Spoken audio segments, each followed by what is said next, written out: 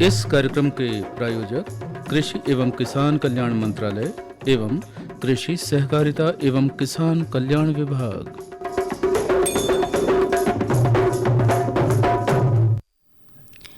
Cut गया गेहूं भई मड़ाई, अब तो भात खाहूं मन भाई।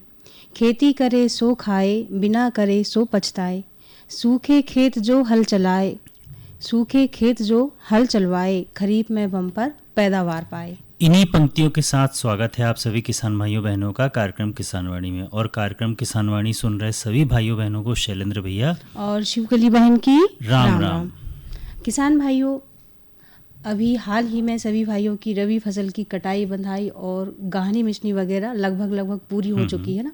और कुछ भाइयों ने तो अनाज को मंडी तक पहुंचवा भी दिया है भैया, बिल्कुल। लेकिन शिवकली बहन, इसके साथ वे बीज को भंडारित भी तो कर रहे होंगे ना, जो कि साल भर खान पान और बुआई के लिए काम में आता है। बिल्कुल। तो भाइयों, बीज भंडारण करते समय आप कुछ बातों का विशेष ध्यान रखें ताकि बीज साल भर सही सलामत रहे। तो इसके लिए बीजों को आप 2 से 3 दिन तेज धूप में अच्छी तरह से सुखा लें, है ना। बिल्कुल सुखा लें और उसमें नमी की मात्रा 10 से 12% से अधिक ना हो। साथ ही टूटे फूटे बीज और छोटे दानों को अलग कर दें। सुरक्षित भंडारण के लिए हवाबंद धातु के डिब्बे, कोठी, साइलो या फिर प्लास्टिक की थैली का उपयोग करना चाहिए। बिल्कुल। तो शैलेंद्र भैया, ये तो हो गई अपनी बात।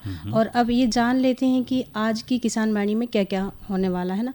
तो बता दो जरा क्या क्या होने वाला है। तो बहन, सबसे पहले होगी हमारी आज की बात, जिसका विषय है मृदा स्वास्थ्य कार्ड। साथ ही होगी हमारी आज की चर्चा, जिसका विषय है गर्मी में जीवामृत, धन जीवामृत और बर्मी कंपोस्ट बनाने की विधि के बारे में। बिल्कुल। साथ ही होगा मनोरंजन, लोकगीत और लोक भजन के माध्यम से, और होंगे कुछ जरूरी संदेश, है ना। इसके साथ ही होगा मेहमान क्रम में हम आपको सुनवाएंगे कोयला खान भविष्य निधि कॉलोनी छिंदवाड़ा जिले के युवा प्रगतिशील किसान श्री मनोज रावत जी से फूल गोभी की खेती पर बातचीत। बिल्कुल। और इनसे बातचीत की है हमारी शिवकली बहन ने। बिल्कुल। तो कार्यक्रम को आगे बढ़ाते हैं और सबसे पहले सुनते हैं सुंदर सा लोक भजन, जिसे गाया है गोधन लाल श्रीवास और साथियों ने। तो चलिए सुनते हैं भैया।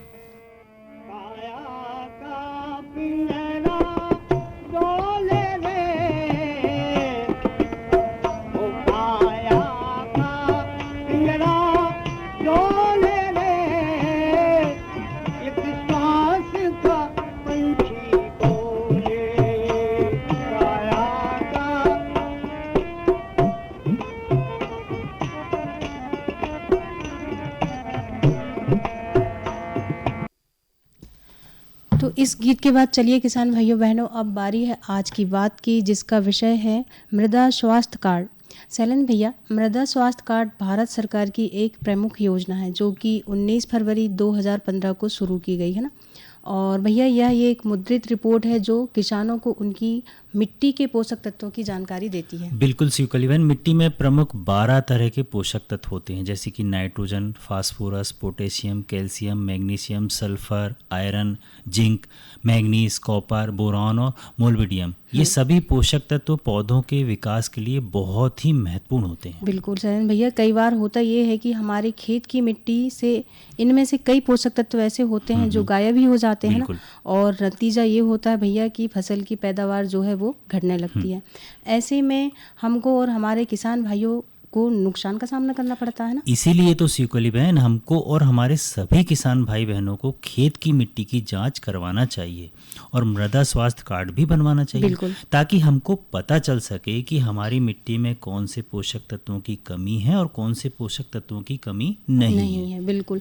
हमारे भारत देश में भैया लाखों किसान ऐसे हैं जो कि परंपरागत ढंग से खेती करते आ रहे हैं, लेकिन उन्होंने कभी खेत की मिट्टी जांच नहीं करवाई, जिससे नतीजा ये निकलता है कि हर खेत में पोषण की स्थिति जो है वो अलग अलग है। बिल्कुल। इसीलिए तो भैया मृदा स्वास्थ्य कार्ड बनवाना बहुत ही जरूरी है, क्योंकि इससे हमको पूरी जानकारी मिल जाती है, जैसे कि मिट्टी कौन से प्रकार की है और कौन से तरीकों से बुआई उसमें कर सकते हैं। साथ ही हमको इस बात की भी जानकारी मिल जाती है कि 12 पोषक तत्वों में से कौन से पोषक तत्वों की कमी है हमारी मिट्टी में और कौन से पोषक तत्वों की अधिकता है। बिल्कुल। तो भैया मृदा स्वास्थ्य कार्ड योजना में मिट्टी की जांच किस तरह से की जाती है उसके बारे में भी जान लेते हैं। बिल्कुल। भैया, सबसे पहले अधिकारी किसान के खेत की मिट्टी का सैंपल इकट्ठा करते हैं। उसके बाद परीक्षण के लिए लैब में भेज देते हैं, है ना? बिल्कुल। फिर इसके बाद जांच जो टीम है मिट्टी के सैंपल की जानकारी प्राप्त करके उसकी गुणवत्ता के बारे में बताती है। बिल्कुल। मिट्टी में कुछ कमी है तो वो सुधारने के लिए आवश्यक सुझाव भी देते हैं और इसके बाद इस रिपोर्ट को किसान के नाम के साथ ऑनलाइन अपलोड भी कर देते हैं।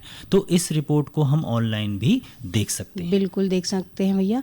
तो हमारे सभी किसान भैया बहनों से निवेदन है कि वे मृदा स्वास्थ्य कार्ड जरूर बनवाएं, है ना? और ये कार्ड तभी बनना संभव है भैया जब खेत की मिट्टी की जांच होगी। और जिन किसान भाइयों का मृदा स्वास्थ्य कार्ड 2 से 3 साल पहले बना है वे भी फिर से मिट्टी की जांच करवाएं और मृदा स्वास्थ्य कार्ड बनवाएं, है ना? बिल्कुल, मतलब ये कि मृदा स्वास्थ्य कार्ड जो है हर 3 साल बाद फिर से बनता है। बिल्कुल। यानी कि इसको फिर से अपलोड करवाना जरूरी है, क्योंकि फसलों की कटाई और खेती की गतिविधियों के कारण मिट्टी के पोषक तत्वों के स्तर में लगातार बदलाव होते रहता है। हम एक फसल लेते हैं, उसके बाद दूसरी फसल में दूसरे पोषक तत्वों की आवश्यकता होती है। तो यह प्रक्रिया मिट्टी की बदलती उर्वरता पर नजर रखती है ताकि खाद के असंतुलित उपयोग को रोक सकें और पैदावार बढ़ाने में भी हमको मदद मिल सके। बिल्कुल भैया, इस कार्ड को बनवाना बहुत ही आसान है भैया। इसके लिए राज्य सरकार ने गांव स्तर पर मिट्टी की जांच के केंद्र खोले हैं ना, तो वहां जाकर भी मिट्टी जांच करा सकते हैं या फिर जिले के कृषि विज्ञान केंद्र या कृषि विभाग से भी संपर्क करके ये कार्ड बनवा सकते हैं। बिल्कुल किसान भाइयों, मृदा स्वास्थ्य कार्ड बनाने के भी बहुत से फायदे हैं, जैसे कि मिट्टी की सेहत की सही जानकारी हमको मिल जाती है। साथ ही मिट्टी जांच करवाने से खेती के खर्च में कमी आती है। बिल्कुल। इसके अलावा मिट्टी में उपलब्ध जो पोषक तत्व हैं उनके आधार पर फसल का चुनाव हम कर सकते हैं कि हमको कौन सी फसल लगाना है और कौन सी फसल नहीं लगाना। इसके साथ ही उर्वरक का भी सही तरीके से उपयोग होता है कि कितनी मात्रा में हमको डालना है और कितनी मात्रा में नहीं डालना। तो किसान भाइयों, इसी के साथ विराम देते हैं हम हमारी आज की बात का, जिसका विषय था मृदा स्वास्थ्य कार्ड। और आइए चलते जुड़ते हैं एक बार फिर से मनोरंजन से और सीताराम तिवारी और साथियों की आवाज में सुंदर से लोकगीत सुनते हैं।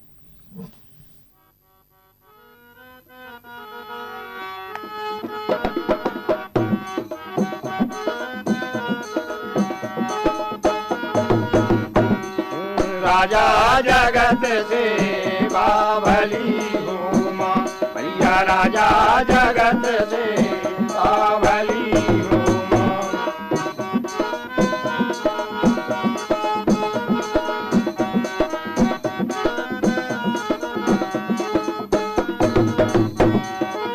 कौन लगाए तोरे आमनी में मंगन के झाड़, तेला चमेली रस के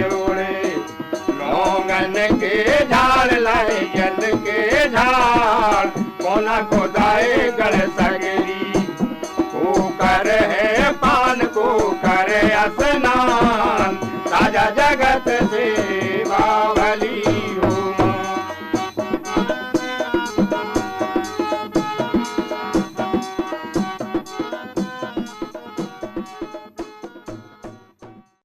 चलिए किसान भाइयों बहनों, सुंदर से लोकगीत के बाद अब कर लेते हैं हमारी आज की चर्चा, जिसका विषय है गर्मी में जीवामृत, धन जीवामृत और बर्मी कंपोस्ट बनाने की विधि। किसान भाइयों, जीवामृत और धन जीवामृत को हमेशा छायादार स्थान में ही बनाकर उपयोग करना चाहिए। ये बात आप अच्छे से ध्यान रखिए। बिल्कुल, क्योंकि सीधी धूप में सूक्ष्म जीव मर सकते हैं, इसलिए इन खादों को बनाने के लिए इस बात का विशेष ध्यान रखें।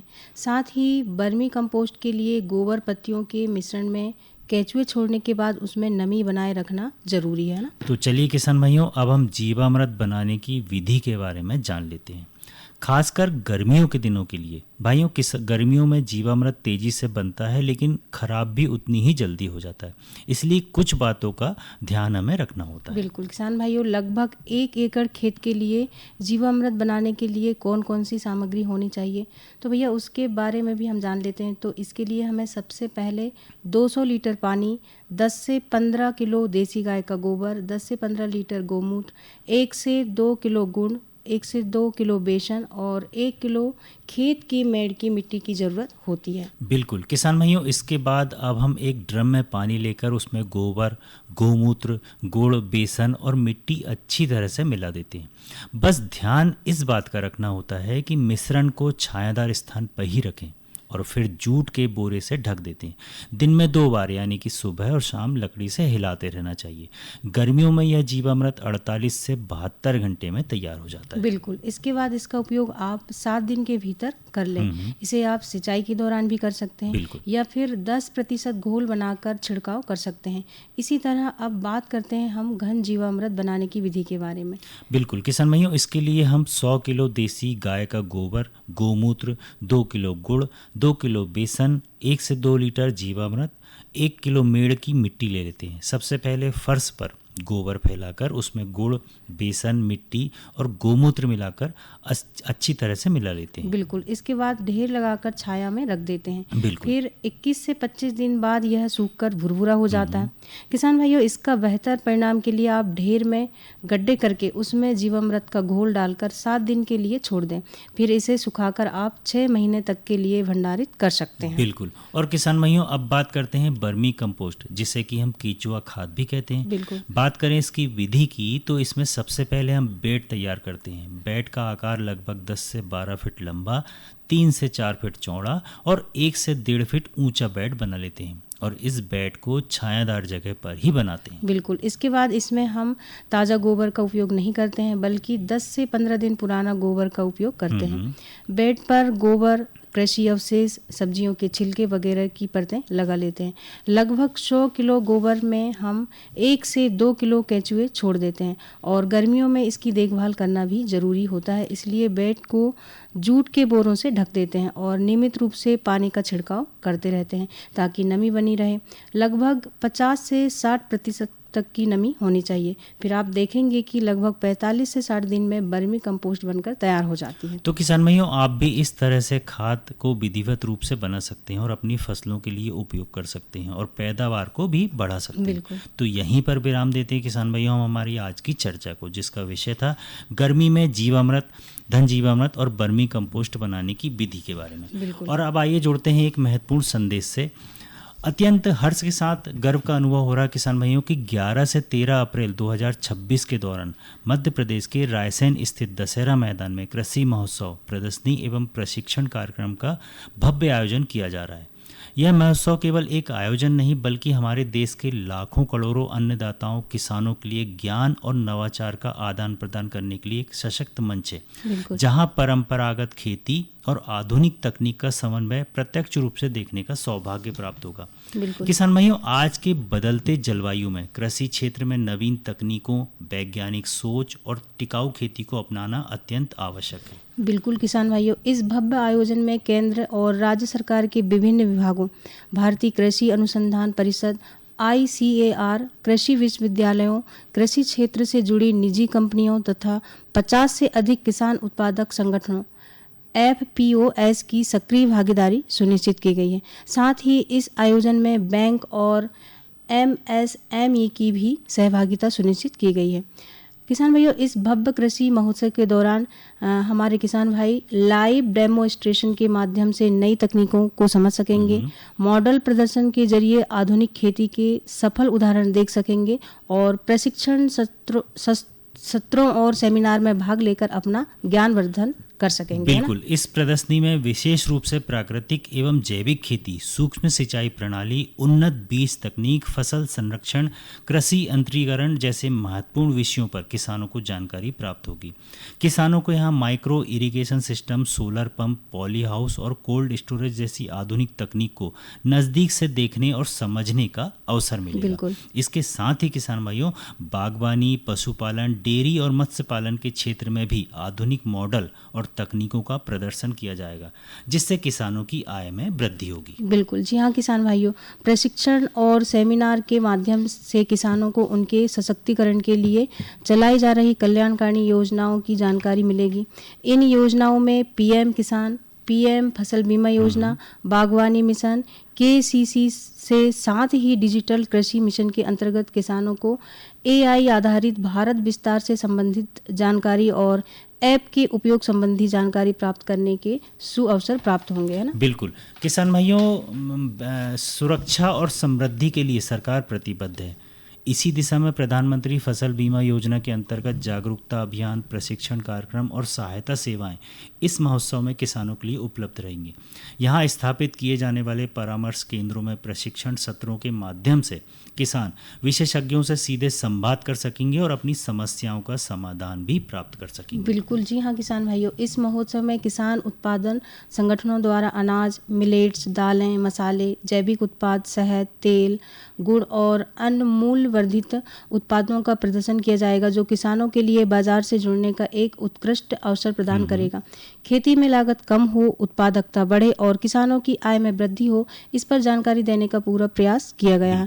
किसानों को प्रमाणित एवं गुणवत्ता युक्त बीज, खाद और कीटनाशकों की जानकारी प्राप्त करने के लिए यह कृषि महोत्सव बहुत उपयोगी सिद्ध होगा। किसान भाइयों, यह आयोजन किसानों को आत्मनिर्भर और आधुनिक कृषि की दिशा में आगे बढ़ाने के लिए प्रेरित भी करेगा। इस मेले में विभिन्न प्रदेशों के प्रगतिशील किसान सहभागिता करेंगे, जिसमें ये किसान अपने अनुभव को साझा करेंगे। इससे विदिशा संसदीय क्षेत्र तथा आसपास के सभी जिलों के किसानों को कृषि में नवाचार सीखने का मौका मिलेगा। इस कृषि महोत्सव से किसानों के लिए नई संभावनाओं के द्वार खुलेंगे और उनके जीवन में सकारात्मक परिवर्तन हो सकेंगे। बिल्कुल, सभी किसान भाई बहनों, युवाओं और कृषि से जुड़े सभी हितधारकों से आग्रह है कि 11 से 13 अप्रैल 2026 के दौरान रायसेन में होने वाले कृषि महोत्सव, प्रदर्शनी एवं प्रशिक्षण कार्यक्रम में वे अधिक से अधिक संख्या में भाग लें और इसका भरपूर लाभ उठाएं। इस भव्य कृषि महोत्सव का रायसेन और नज़दीकी जिलों के किसानों को विशेष लाभ होगा। हम सब मिलकर समृद्ध किसान, सशक्त भारत के संकल्प को साकार करें और कृषि को नई ऊंचाइयों तक ले जाएं, है ना? बिल्कुल। और चलिए किसान भाइयों, अब जुड़ते हैं रायसेन जिले में उन्नत कृषि महोत्सव 2026 के आयोजन पर कृषि मंत्री का संदेश सुनते हैं। मध्य प्रदेश के कृषि मंत्री जी का संदेश सुने। सभी किसान भाई जो हमारे भारतीय स्तर के बारे में और जानना है तो आप 100 नंबर 107 पर आकर के हमसे बात कर सकते हैं। इस विकसित भारत के शुभ अवसर पर हमारे सभी किसान भाइयों को बहुत बहुत बधाई देता हूं। हमारे देश के प्रधानमंत्री श्रीमान नरेंद्र मोदी जी का मैं आपके माध्यम से हार्दिक अभिनंदन करता हूं, स्वागत करता हूं, क्योंकि उन्होंने किसान की जो किसान हमारे देश की रीढ़ की हड्डी है, उनके लिए इस प्रकार के आयोजनों का, जो मेलाओं का आयोजन किया। इसमें हमारे वैज्ञानिक आए, हमारे ग्रामीण से जो किसान, जो उद्यमी किसान हैं, उन्होंने अपने विचार रखे। यहाँ से हमारे किसान उनसे अनुसरण करके, हमारे वैज्ञानिकों की बात सुन के और इससे जो ऑर्गेनिक खेती करेंगे, अन्य किस्म की जो खेती करेंगे, इससे हमारा प्रदेश, हमारा देश खुशहाल होगा। क्योंकि ये कृषि प्रधान देश है और प्रधानमंत्री जी की मंशा है कि हमारा जब किसान खुशहाल होगा तो देश खुशहाल होगा और देश खुशहाल होगा तो प्रदेश खुशहाल होगा। तो इस अवसर पर देश के प्रधानमंत्री जी की, देश के कृषि मंत्री जी का और मध्य प्रदेश के मुख्यमंत्री जी का मैं आपके माध्यम से बहुत बहुत बधाई देता हूँ। धन्यवाद। धन्यवाद सर। किसान भाइयों, हम हैं रायसेन में। यहाँ उन्नत कृषि महोत्सव 2026 का आयोजन किया जा रहा है और यहाँ पर इफ़को की ओर से एक लाइव जो है डेमो किया जा रहा है मिट्टी परीक्षण का। आइए यहाँ के जो वैज्ञानिक हैं उनसे बात करते हैं। सर, आप अपना शुभ नाम बताएंगे? मेरा नाम अमित रघुवंशी, इफ़को से सचल मृदा परीक्षण प्रयोगशाला भोपाल। सर, ये बताएं कि ये जो आप यहाँ पर मिट्टी का परीक्षण करते हैं और ये लाइव डेमो दिखा रहे हैं, तो इसका उद्देश्य क्या है? इसका उद्देश्य किसान अपनी मिट्टी की जांच कराएं और मिट्टी की जांच के बाद ही अपने खेत में कौन सा पोषक तत्व किस मात्रा में डालना है, कौन सा खाद किस मात्रा में डालना है, कौन सी फसल आपको अपने खेत में उगानी है, इसके संबंध में संपूर्ण जानकारी किसान को दी जाती है मिट्टी परीक्षण रिपोर्ट के आधार पर। अगर किसान हमें सुबह नमूने देता है, यहाँ पे किसान भाई हमें नमूना देते हैं और जिसकी जांच हम करके उसी दिन शाम को निःशुल्क मृदा परीक्षण की रिपोर्ट करके उनको शाम को रिपोर्ट मतलब प्रदान करते हैं। सर, यहाँ पर जो मेले में आपने जो है ये जो पूरी आपकी लैब लेके आए हैं, तो जो किसान भाई आ रहे हैं वो मिट्टी परीक्षण को लेकर उनकी क्या प्रतिक्रिया आपको मिल रही है? बहुत अच्छी प्रतिक्रिया है। बहुत से किसान बहुत दूर दूर से हमारे पास नमूने लेके आ रहे हैं और आज भी नमूने आए हैं जिनकी रिपोर्ट आज शाम तक हम किसानों को वितरित कर देंगे। अभी मिट्टी परीक्षण के लिए जो हमारे किसान भाई, जो कई किसान भाई ऐसे हैं कि जिन्होंने आज तक मिट्टी परीक्षण नहीं करवाया है, तो उनको आप क्या कहना चाहेंगे? जो भी किसान अगर खेती करते हैं तो मिट्टी परीक्षण बहुत ज़रूरी है।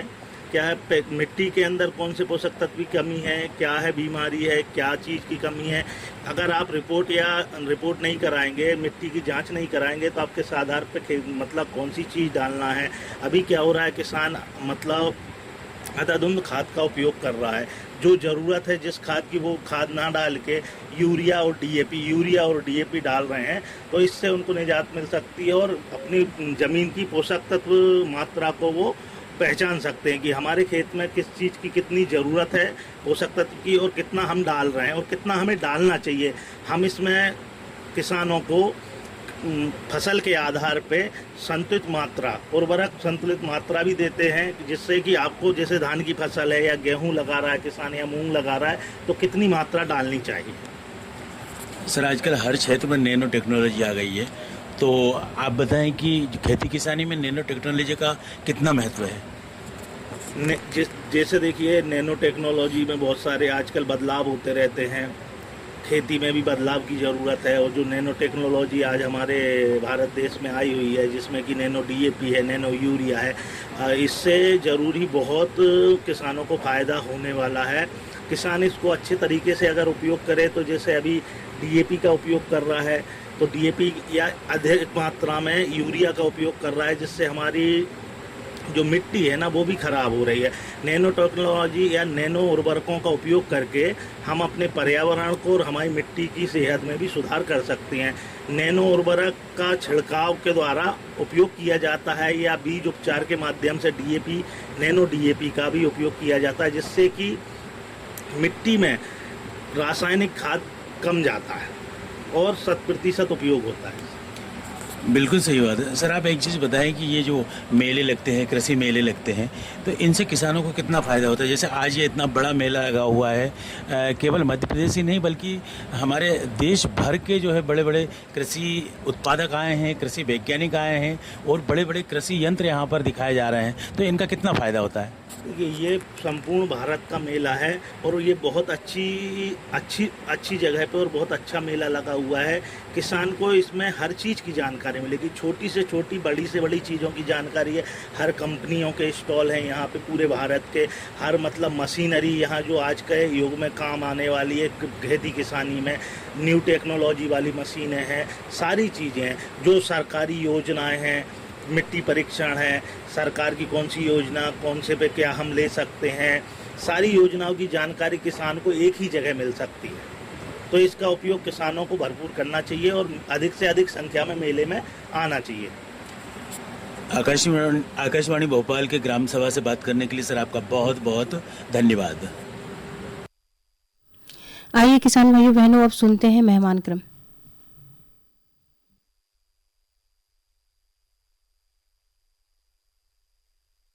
चलिए किसान भाइयों बहनों, आज के मेहमान क्रम में हम आपकी मुलाकात करवा रहे हैं कोयला खान भविष्य निधि कॉलोनी के पास रहने वाले छिंदवाड़ा जिले के युवा किसान भाई श्री मनोज रावत जी, जो हमको जानकारी देंगे फूल गोभी की खेती पर। मनोज जी राम राम। जी मैडम राम राम। मनोज भैया, जैसा कि अभी हम देख रहे हैं आप अपने खेत में किसी फसल का रोपा उखाड़ रहे हो, है ना?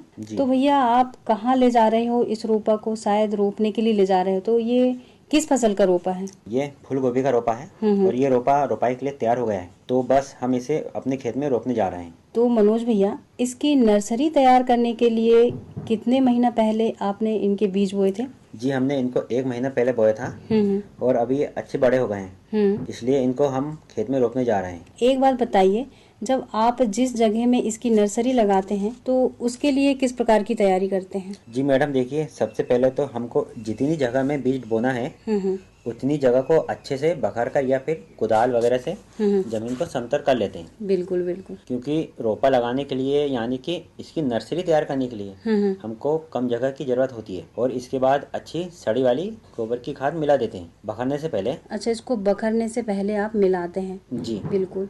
मनोज भैया, बीजों का रोपा अच्छा स्वस्थ उगे जिसमें किसी प्रकार की कोई दिक्कत ना हो, तो उसके लिए आप क्या करते हो? जी, इसके लिए तो सबसे पहले हम बीजों को कैप्टानिया थायरस 2 से 3 ग्राम दवा को 1 किलोग्राम बीज की दर से उपचारित कर लेते हैं और फिर बीज भी अच्छी किस्म का चुनाव करते हैं ताकि रोग कीट कम लगे। बिल्कुल बिल्कुल। जैसे कि पूसा कार्तिक, बंद गोभी 2 और अरली कुमारी। अच्छा, ये सब फूल गोभी की किस्में हैं कि भैया? जी, और बीज बोने के बाद हल्की हल्की सिंचाई करते हैं हर 2 दिन के अंतराल में। अच्छा, हर 2 दिन के अंतराल में आप सिंचाई भी करते रहते हैं? जी, जो कि 30 दिन में अच्छे लगाने लायक हो जाते हैं रोपाई के लिए। तो मनोज भैया, ये तो बहुत ही अच्छी जानकारी दी है आपने हमको। और अब ये बताइए भैया कि जब आप खेत में रोपाई करते हैं तो इसके लिए किस तरह की व्यवस्था करते हैं? जी, इसके लिए भी हम गोबर की अच्छी सड़ी वाली खाद या फिर केंचुआ खाद या हरी खाद भी ले सकते हैं और उसको खेत में बखरते समय डाल देते हैं और फिर क्यारी बना लेते हैं। बिल्कुल। इसके साथ ही क्यारियों में बागवानी करते हैं ताकि पर्याप्त नमी रहना चाहिए। बिल्कुल भैया। और इसके बाद पौधों की रोपाई करते हैं और पौधा से पौधा की दूरी 1 फीट रखते हैं। तो सिंचाई के लिए आपके पास कौन कौन से साधन हैं जिनसे आप सिंचाई करते हैं? जी मैडम, हमारे पास तो ट्यूबवेल है तो उसी से हम सिंचाई करते हैं। बिल्कुल। और कुछ वैज्ञानिक यंत्रों का भी उपयोग करते हैं। अच्छा, वैज्ञानिक यंत्रों का उपयोग करते हैं आप। तो भैया कौन कौन से वैज्ञानिक यंत्र है, क्या आप उनके नाम बता सकते हो? जी बिल्कुल, जैसे कि स्प्रिंकलर। अच्छा, स्प्रिंकलर और ड्रिप सिंचाई पद्धति। अभी तक हमने ये दोनों विधियों का ही उपयोग किया है। अच्छा, अभी तक आपने ये दोनों विधियों का ही उपयोग किया है ना। तो मनोज भैया, इस प्रकार के यंत्रों से सिंचाई करने पर आपको कुछ फायदा होता होगा, क्या फायदा होता है भैया? जी देखिए, एक तो समय की बचत हो जाती है, मेहनत नहीं लगती। बिल्कुल। दूसरा फायदा ये है कि पानी की भी बचत हो जाती है। स्प्रिंकलर, जिसको कि हम फव्वारा सिंचाई कहते हैं, इसमें सभी जगह पानी समान रूप से जाता है। वहीं ड्रिप पद्धति में बूंद बूंद पानी जड़ों तक पहुंचता है, जिससे भी पानी की बचत हो जाती है। बिल्कुल मनोज भैया, बहुत ही अच्छी बात बताई आपने हमको। अच्छा भैया, अब ये बताइए कि आप मौसम के अनुसार सिंचाई किस प्रकार से करते हो? जी मैडम, देखिए गर्मियों के मौसम में हफ्ते में 1 से 2 दिन सिंचाई करते रहना चाहिए। बिल्कुल। क्योंकि इस मौसम में पानी जल्दी सूख जाता है। बिल्कुल सूख जाता है भैया। वहीं बारिश के मौसम में ज्यादा सिंचाई की जरूरत नहीं होती, फिर भी जरूरत पड़ने पर हम सिंचाई कर देते हैं। बिल्कुल। और सर्दियों के मौसम में 12 से 15 दिन के अंतराल में सिंचाई करते रहना चाहिए। और मनोज भैया, खरपतवार नियंत्रण के लिए क्या करते हैं आप? जी, इसके लिए तो हम निदाई गुड़ाई करते हैं। पहली निदाई हम रोपाई के 20 से 25 दिन बाद कर देते हैं और दूसरी निदाई 15 से 25 दिन बाद करते हैं। इसके एक काम हो जाता है। कौन सा काम भैया? पौधों की जड़ बाहर आ जाती है तो उनमें मिट्टी चढ़ाने का काम भी हो जाता है। अच्छा, उनमें मिट्टी चढ़ाने का काम भी हो जाता है ना। मनोज भैया, आपने बहुत ही अच्छी जानकारी दी है आप हमको, है ना। इसके लिए आपको रेडियो परिवार की तरफ से बहुत बहुत धन्यवाद। और हमारी बातचीत को अब यहीं पर देते हैं हम विराम। राम राम। जी राम राम। किसान भाइयों बहनों, ये थे मनोज रावत जी, कोयला खान भविष्य निधि कॉलोनी के पास रहने वाले छिंदवाड़ा जिले के युवा किसान, जो कि हमको जानकारी दे रहे थे फूल गोभी की खेती पर। किसानों की आमदनी में वृद्धि और उनके जीवन में खुशहाली, यही है संकल्प जिसे साकार करने के लिए मिशन मोड में कार्य कर रही है भारत सरकार। इसी दिशा में एक ठोस कदम है ई समृद्धि पोर्टल, जिसे नेफेड ने बनाया है। इस पोर्टल का उद्देश्य पंजीकृत किसानों के लिए फसल की खरीद और पैसे के भुगतान की संपूर्ण प्रक्रिया को सरल और पारदर्शी बनाना है। पोर्टल पर पंजीकरण की प्रक्रिया बेहद आसान है। किसान अपने मोबाइल या कंप्यूटर से ई समृद्धि वेबसाइट या ऐप पर जाकर पंजीकरण कर सकते हैं। पैक्स और एफपीओ के माध्यम से भी पंजीकरण किया जा सकता है। ई समृद्धि पोर्टल पर फार्मर रजिस्ट्रेशन पर क्लिक करें और अपने विवरण और आधार नंबर के साथ पोर्टल पर रजिस्टर करें। ये क्यूआर कोड स्कैन करके भी किसान अपना पंजीकरण कर सकते हैं। रजिस्ट्रेशन के उपरांत किसान अपनी उपज को एमएसपी पर नेफेड के माध्यम से बेच सकते हैं और यदि बाजार मूल्य अधिक है तो बाजार में भी बेच सकते हैं। यानी तूर, मसूर और उड़द की एमएसपी पर खरीदी की 100% गारंटी देता है नेफेड। नेफेड द्वारा पैसे का भुगतान नेफेड अकाउंट से सीधा किसान के खाते में किया जाता है। इस प्रक्रिया में नेफेड और किसान के बीच कोई अन्य मध्य एजेंसी नहीं होती है। किसान इस पोर्टल के माध्यम से सरकार द्वारा किसानों के लिए चलाई जा रही कई योजनाओं का लाभ ले सकते हैं। नेफेड से पंजीकृत किसानों को मिलता है फसल के सही दाम पर बिक्री का भरोसा। अगर आप किसान हैं तो आप भी ई समृद्धि पोर्टल का लाभ ले सकते हैं। पंजीकरण कराओ, फसल का उचित मूल्य पाओ।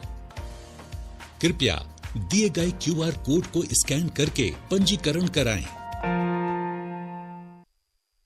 तो शिवकली बहन, अब समय हो गया हमारे किसान भाइयों से विदा लेने का। बिल्कुल भैया। तो मैं शैलेंद्र भैया और मैं शिवकली बहन कहते हैं राम राम राम, राम, जय जय जवान, जवान, जय जय किसान।